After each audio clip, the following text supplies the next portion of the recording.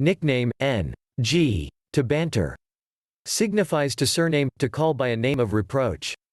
A name given in contempt, derision or reproach, an opprobrious appellation. V.t. to give a name of reproach, to call by an opprobrious appellation. Opprobrious, see opprobrium. 1. Reproachful and contemptuous, scurrilous, as opprobrious language, opprobrious words or terms. 2. Blasted with infamy, despised, rendered hateful, as an opprobrious name.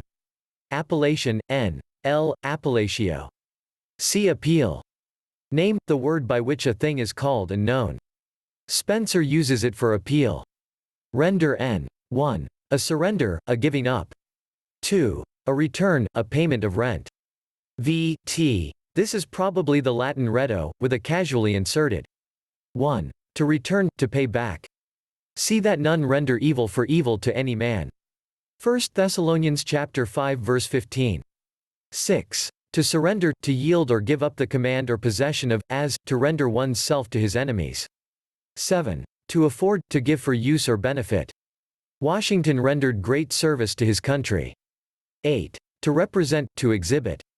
To render back, to return, to restore.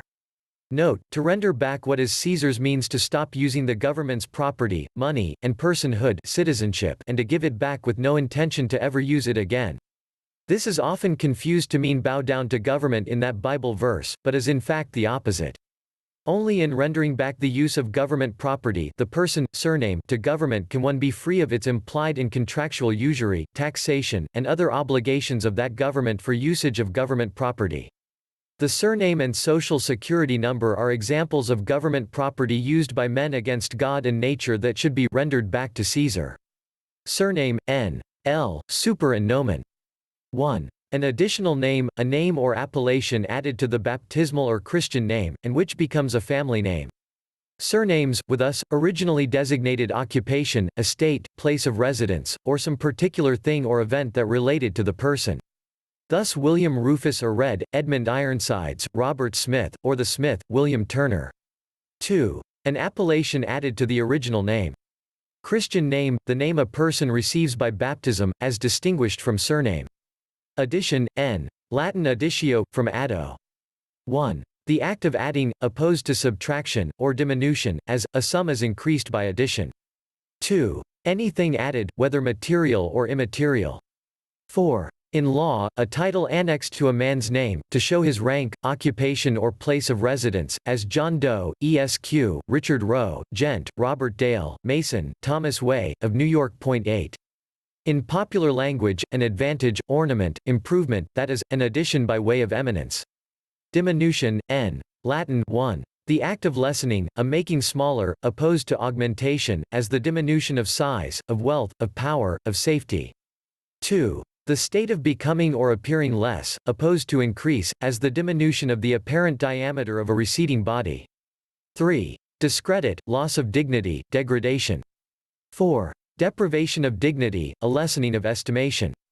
Note, a surname is an addition, meaning it is a fiction added to the given name. This combination makes the person. The addition of the surname is actually a diminution from God's natural law. To appear as less refers to standing in a courtroom, as a status in the legal society. This makes you common and means you are no longer under God's jurisdiction and protection under the laws of nature, unalienable rights, for you are no longer acting as a man under God but as a fictional person owned by another. This is a step down, a loss of dignity, and degradation. Only a person can appear in court, and only is less than a man. Baptism, n.gr. to baptize. 2. The sufferings of Christ. Matt, XX 22.23. Note, baptism is simply the naming process, and does not require a religion, blessed water, for all water is considered as created and therefore it is all blessed, or a priest from a corporate church, all of which are idolatry and ceremonial. The Bible story of true Christianity is indeed strictly against ceremony, religion, and government's act of bestowing surnames to persons. No church or priest needed, only intent. Thus, the given name is said to be a gift from God through the remedy of the sufferings of Christ. See Son. Name, n. That by which a thing is called. A noun.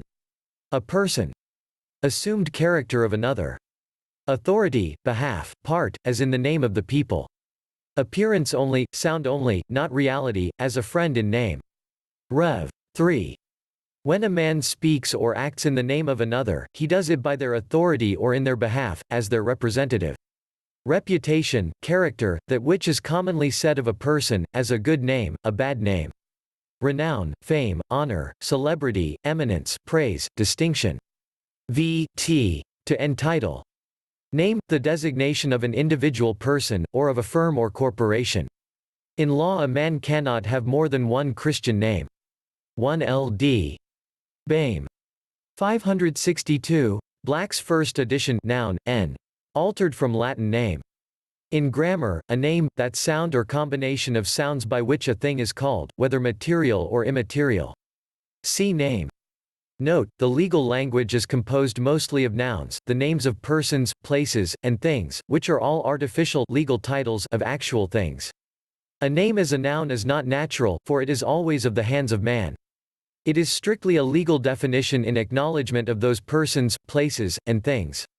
However, in the legal realm the given name or Christian name, first name, is considered a gift from God, a natural and unalienable right unnameable in legal fiction. The first name alone cannot be considered a person in law without an attached added surname. This is very important. All things are legally named titled by government man in the form of a noun, giving government jurisdiction over the surname or title of persons, places, and things. The name, noun or title is artificial and not of nature. It merely describes natural things in fictional terms to bring them into the realm of legalese. Nominative, a. Pertaining to the name which precedes a verb, or to the first case of nouns, as the nominative case or nominative word. Misnomer, n. In law, the mistaking of the true name of a person, a misnaming. Nomen plural nomina was the Roman gens clan name. In the typical Roman name it was preceded by the prenomen and followed by the cognomen. Prenomen, lat. Forename, or first name.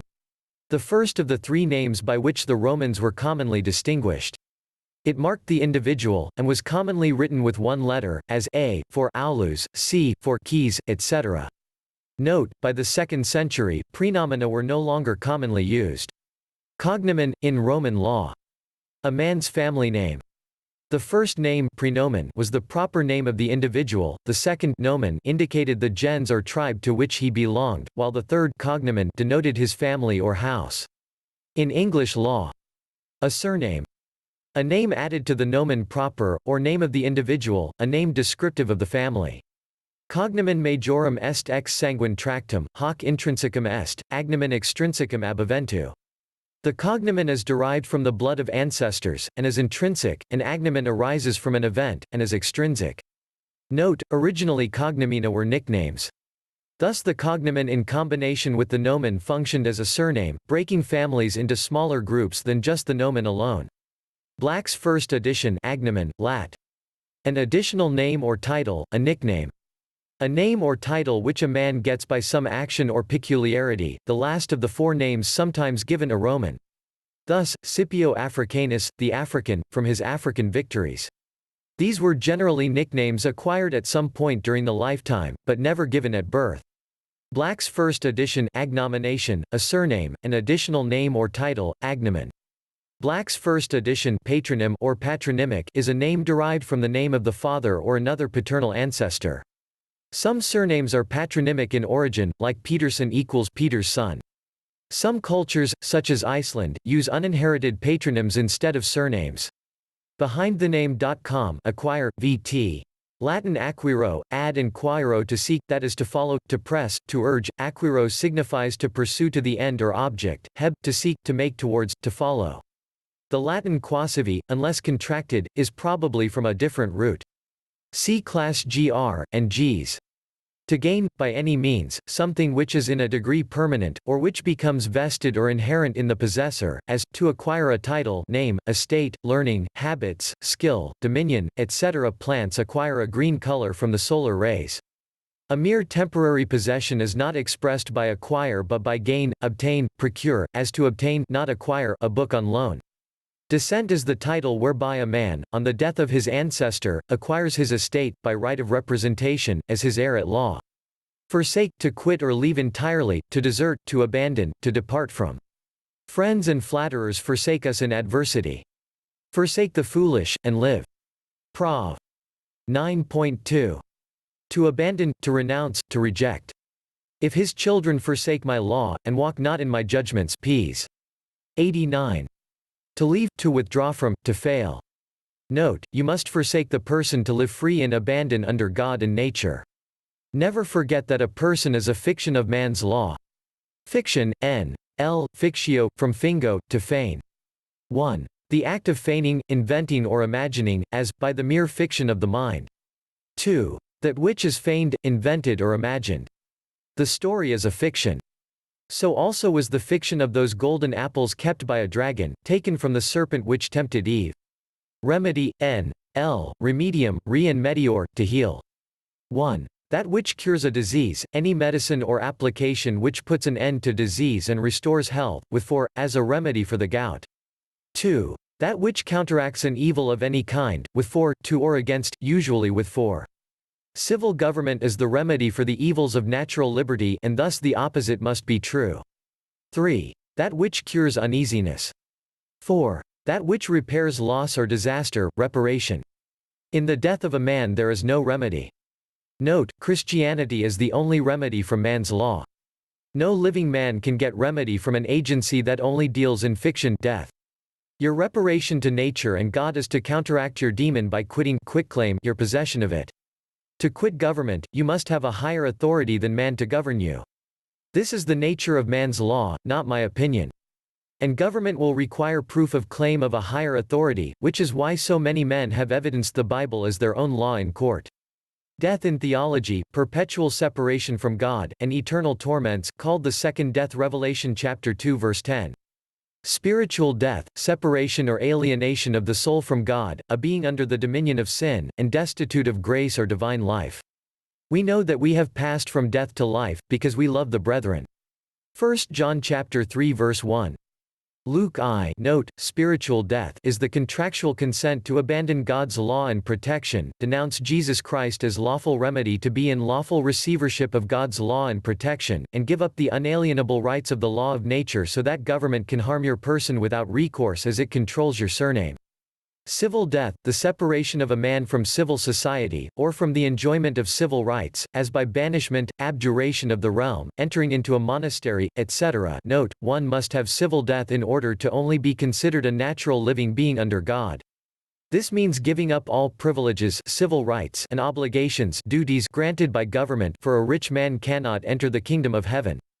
Government and its courts cannot see living things, only the impersonation of living things as legal persons with noun names and surnames. In other words, the synagogue of Satan can only see demons. But without the remedy of the invocation of true Christianity, the Bible, that life would be considered by government to be non-spiritual, strictly temporal, and without a governing set of laws. In other words, government would consider you as chattel livestock with no rights either civil or natural, for no invocation of God's law, the law of nature, was recorded. In this vein, the concept of a free man on the land is missing the key element of the law of God as a lawful declaration of governance. You can only serve one master, not two, but also not zero. You must choose and declare God's law through the lawful remedy of Christ in order for government to recognize your negative rights. Remember, this is not a declaration of religion or status, but rather a notice to government that you do not recognize it as the God on earth it pretends to be, that government is not the vicar or replacement of Christ, and that you will access your personal God as you see fit. Thus, you must acknowledge a higher authority than government, which government will only lawfully recognize as the biblical God. This is a legal process, not religion. It is the basis of law and authority, and invoking the authorized higher power of God is the only available recourse to get out from under government tyranny as false God. Abjuration, n. See abjure. 1. The act of abjuring, a renunciation upon oath, as an abjuration of the realm, by which a person swears to leave the country, and never to return. It is used also for the oath of renunciation. Formerly in England, felons, taking refuge in a church, and confessing their guilt, could not be arrested and tried, but might save their lives by abjuring the realm, that is by taking an oath to quit the kingdom forever. 2. A rejection or denial with solemnity, a total abandonment, as an abjuration of heresy. Note, it is very important here to recognize that a country is nothing but a piece of paper, and some imaginary lines drawn on a map. You are not ever in a county, state, nation, city, town, district, or any other legal fiction because quite simply, they are fiction and you are non-fiction. You as a living being cannot be physically in a state. A state is a legal document. You must accept a fictional status to become a character in that legal fiction jurisdiction. Thus to swear an oath to God to never return to a country simply means that you swear to God to never leave the kingdom of God in nature, never be artificial again, and that God's law is the only law despite the claims of government. You can only be in God's kingdom, not man's fiction. Only a fictional person can inhabit a fictional realm.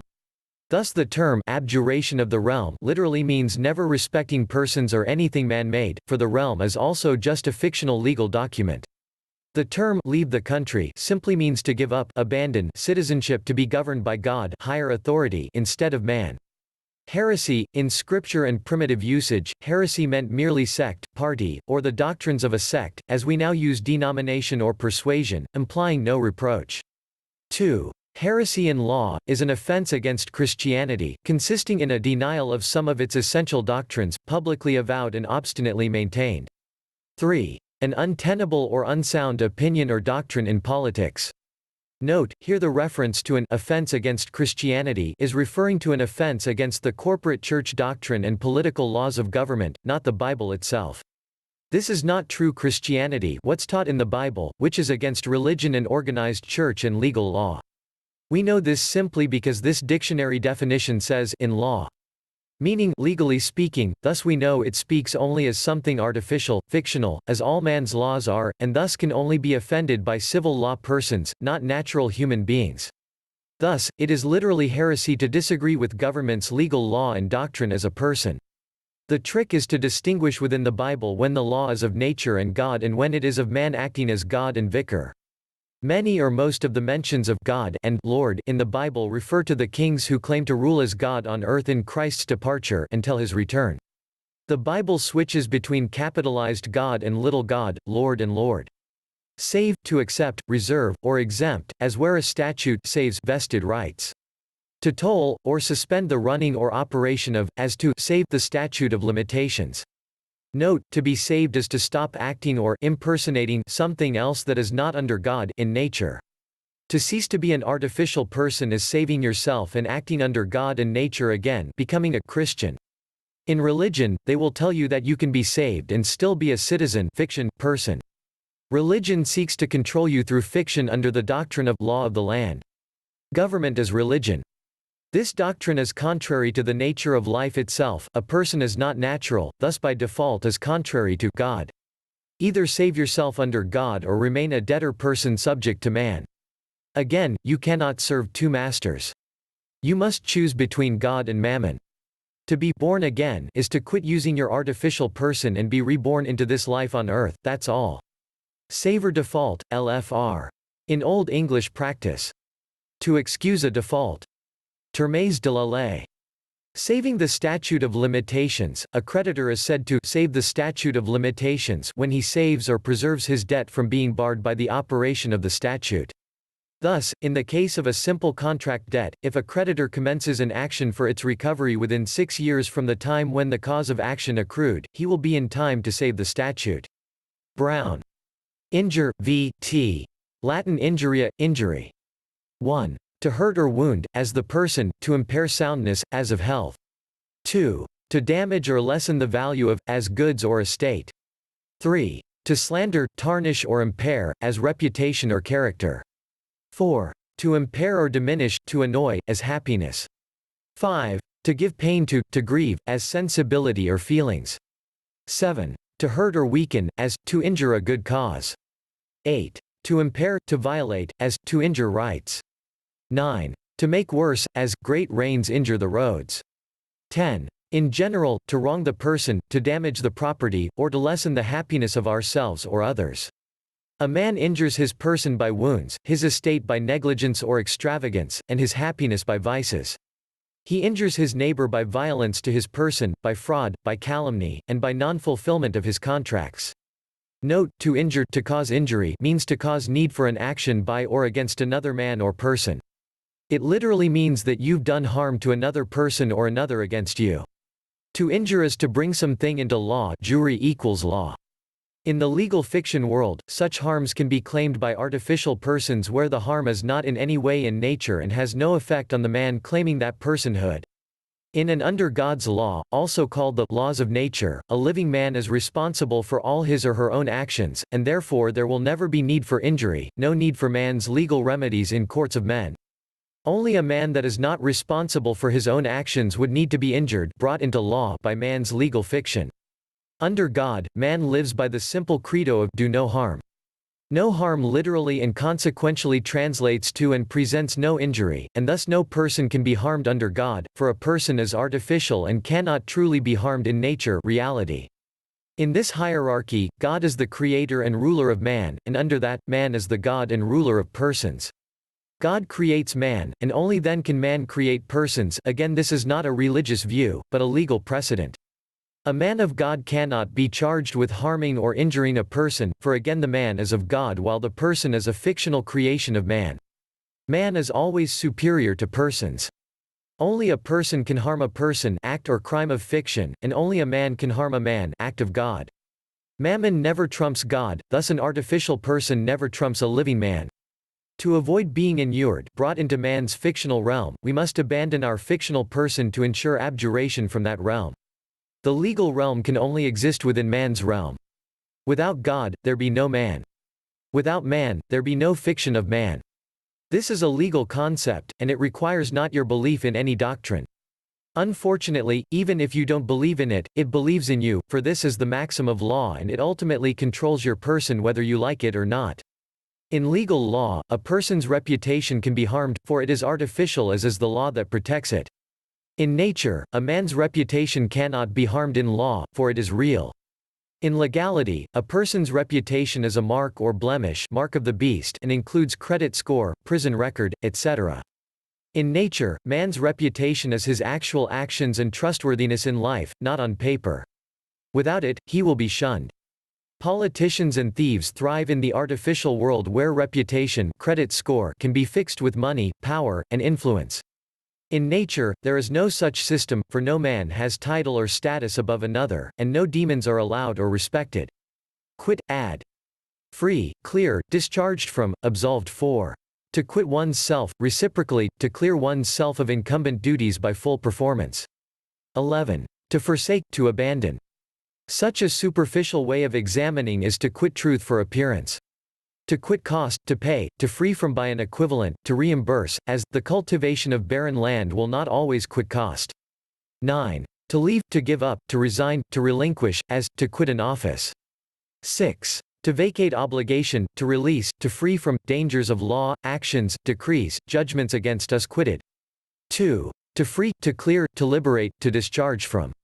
3. To carry through, to do or perform something to the end, so that nothing remains, to discharge or perform completely. Quit, clear, discharged, free, also spoken of persons absolved or acquitted of a charge. Black's Law First, quitclaim, v.t. Quit and claim. To release a claim by deed without covenants of warranty, to convey to another who hath some right in lands or tenements, all one's right, title and interest in the estate, by relinquishing all claim to them. The words used in the instrument are, hath remed, released and forever quitclaimed all his right, title and interest to a certain estate. N. A deed of release, an instrument by which all claims to an estate are relinquished to another without any covenant or warranty, express or implied.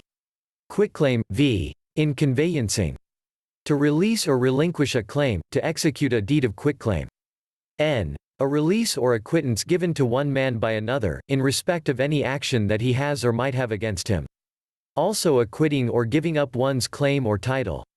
Black's Law First, quitclaim deed, a deed of conveyance operating by way of release, that is, intended to pass any title, interest, or claim which the grantor may have in the premises, but not professing that such title is valid, nor containing any warranty or covenants for title. Black's Law First, note, a quitclaim is a legal document, quitting or ceasing to claim possession of the person, and conveying, transferring it back to its owner government. It is like getting out of your car and abandoning it, never to drive, use it again.